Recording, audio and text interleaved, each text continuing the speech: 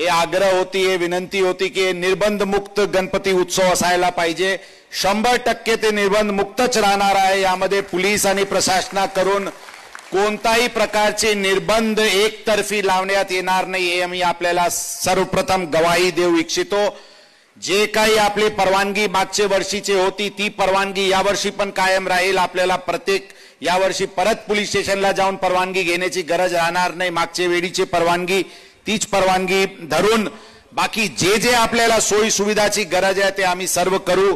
भयमुक्त 100% भयमुक्तच गणपती राहतील।